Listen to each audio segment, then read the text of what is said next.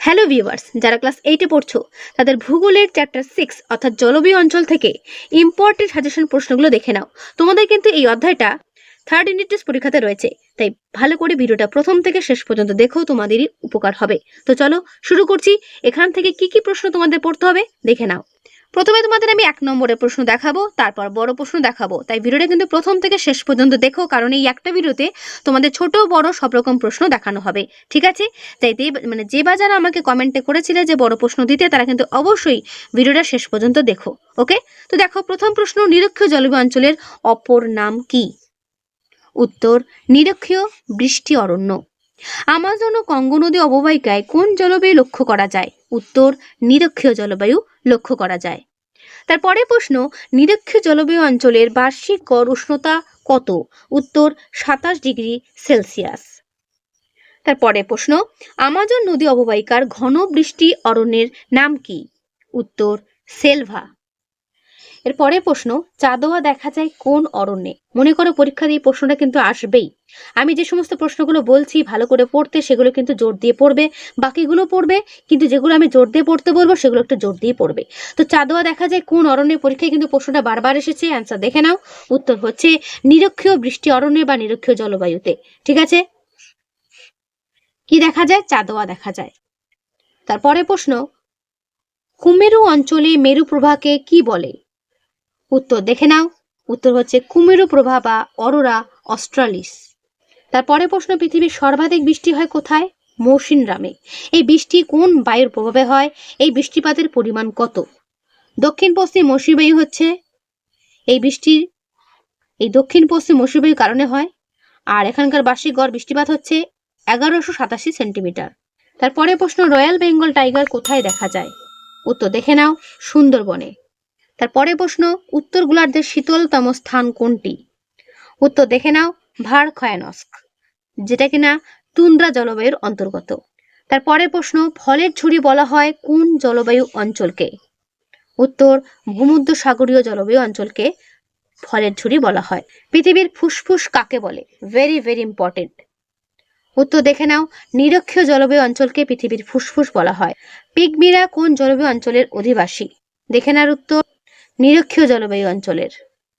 তারপরে প্রশ্ন, নিরক্ষীয় জলবায়ু অঞ্চলে দুটি আদিবাসী সম্প্রদায়ের নাম লেখো। Very very important. উত্তর, সেমাং ও রেড ইন্ডিয়ান। ভূমধ্যসাগর জলবায়ু অঞ্চলে কোন বায়ুর প্রভাবে শীতকালে বৃষ্টি হয়? উত্তর, পশ্চিমা বায়ুর প্রভাবে। তারপরে প্রশ্ন, কোন জলবায়ু অঞ্চলকে শীতকালীন বৃষ্টিপাতের দেশ বলা হয়? উত্তর, ভূমধ্যসাগর জলবায়ু অঞ্চলকে। তারপরে প্রশ্ন, ভূমধ্যসাগর জলবায়ু অঞ্চলের প্রতিফলক বৃক্ষ কোনটি? উত্তর, জলপাই। তারপরে প্রশ্ন, সেলভা অরণ্য কোন জলবায়ু অঞ্চলে দেখা যায়? উত্তর, নিরক্ষীয় জলবায়ু অঞ্চলে। দক্ষিণ ভারত কি চাষের জন্য বিখ্যাত? উত্তর, কফি বা মশলা। এস্কিমোদের চামড়া তৈরি জ্যাকেটের নাম? উত্তর, পার্কা। হলিউড কোন জলবায়ু অঞ্চলে অবস্থিত? উত্তর, ভূমধ্যসাগরীয় জলবায়ু অঞ্চলে হলিউড অবস্থিত। কোন পশুকে তুন্দ্রার সম্রাট বলা হয়? উত্তর, শ্বেত ভল্লুককে। বরফের ওপর শ্বাসছিদ্র দেখে কোন মাছ শিকার করা হয়? উত্তর, শিল মাছ। তারপরে প্রশ্ন, ক্যাচে কি? ক্যাচে হলো মাছ মাংস সঞ্চয়ের স্থান। তো এই হলো শর্ট প্রশ্ন। এবার চলো বড় প্রশ্ন। নিশীথ সূর্যের দেশ যখন দেখা যায় তখন সংশ্লিষ্ট অঞ্চলের আবহাওয়া কেমন থাকে? অথবা নিশীথ সূর্যের দেশ বলতে কি বোঝো? এটা ভালো করে করবে। থার্ড ইউনিট টেস্টে কিন্তু এই অধ্যায় থেকে বড় প্রশ্ন আসবে, তাই এখন থেকেই তৈরি হয়ে যাও। ইগলু টিকার জন্য ইম্পর্টেন্ট, দেখে নাও আনসারটা। তারপর, ভূমধ্যসাগর জলবায়ুকে পৃথিবীর বিনোদন জলবায়ু বলে কেন?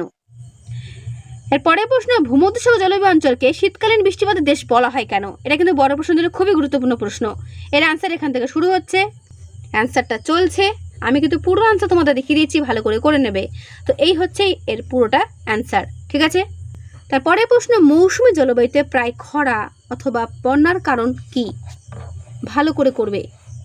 তোমাদের থার্ড ইউনিট টেস্ট পরীক্ষা কিন্তু 70-এর মধ্যে হবে, তাই বড় প্রশ্ন কিন্তু আসবেই। বুঝতেই পারছো কতগুলো বড় প্রশ্ন করতে হবে, তাই এখন থেকেই ভালো করে প্রিপেয়ার হও, কারণ মাঝখানে পুজো পড়বে। আর পুজো পড়লেই তোমরা জানো তোমাদের কারোরই কিন্তু সেরকম পড়াশোনা হয়ে ওঠে না, তাই এখন থেকে সিলেবাসটা শেষ করে ফেলো, তাহলে পুজোতে সবাই রিল্যাক্সে থাকতে পারবে, অন্তত পরীক্ষার বিষয়ে, কি তাই না? এর পরের প্রশ্ন, নিরক্ষীয় বৃষ্টি অরণ্যের ভিতরে সহজে প্রবেশ করা যায় না কেন? মৌসুমী বিস্ফোরণ বলতে কি বোঝো? জলবায়ু অঞ্চল বলতে কি বোঝো? এর অ্যান্সারটা এখান থেকে এই পর্যন্ত করলেই হবে। তারপরে প্রশ্ন, নিরক্ষীয় বৃষ্টি অরণ্যের উদ্ভিদের বৈশিষ্ট্য লেখো অথবা সেল বরণের বৈশিষ্ট্য লেখো। ভেরি ভেরি ইম্পর্টেন্ট, বড় প্রশ্নের জন্য কিন্তু গুরুত্বপূর্ণ খুবই রয়েছে এটা। ঠিক আছে, ভালো করে করবে। যদি মনে করো এটা টেক্সটে করবে আরও ভালো হয়। ভূমধ্যসাগর জলবায়ু অঞ্চলের অবস্থান ও বৈশিষ্ট্য উল্লেখ করো। এই প্রশ্নটি বড় প্রশ্নের জন্য কিন্তু খুবই গুরুত্বপূর্ণ, করবে। ঠিক আছে, তোমাদের 3 নম্বর ও 5 নম্বর কিন্তু আমি একবারে দেখাচ্ছি, তাই ভালো করে কিন্তু করবে। ঠিক আছে, একটা কথা বলি, এই যে ব্লু কালারের পয়েন্ট যেগুলো রয়েছে সেগুলো লেখার চেষ্টা করবে। ঠিক আছে, এরপরে প্রশ্ন, ভূমধ্যসাগর জলবায়ু অঞ্চলের স্বাভাবিক উদ্ভিদের বিবরণ। Very very important. যদি কেউ মনে করো আমি টেক্সট বুক পড়বো না, শুধুমাত্র এই প্রশ্নগুলো রেডি করবো, তাহলেও হবে। জলবায়ু অঞ্চল থেকে আমি যা প্রশ্ন দিচ্ছি এর বাইরে কিছুই আসবে না, এগুলো ভালো করে করো, এর মধ্যেই কমন পাবে। নিরক্ষীয় জলবায়ু অঞ্চলের জীববৈচিত্র্যের সম্পর্কে আলোকপাত করো, করবে। তো তোমাদের জলবায়ু অঞ্চল থেকে এই হচ্ছে ইম্পর্টেন্ট সাজেশন প্রশ্ন, তো এগুলো ভালো করে করো, প্রত্যেকেরই ভালো পরীক্ষা হবে। ঠিক আছে, তো আজকের ভিডিওটা আমি এখানেই শেষ করছি। কেমন লাগলো অবশ্যই কমেন্টে জানিও, ভালো লাগলে লাইক করো, বন্ধুদের কাছে অবশ্যই শেয়ার করে দিও। ঠিক আছে, আর একটা তোমাদের কাছে জানানো উচিত একটা কথা, সেটা হচ্ছে আমি অনলাইনে ক্লাস করাবো ভাবছি। অনেকেই আমাকে কমেন্টে করেছে ক্লাস করার জন্য, টিউশন পড়ার জন্য, আমি ভাবছি করাবো। যদি তোমরা করতে ইচ্ছুক হও অবশ্যই আমায় কমেন্টে জানিও, তাদের নাম সহ এবং তাদের ক্লাস সহ। ঠিক আছে, তো আজকে এখানেই, দেখা হবে নেক্সট ভিডিওতে।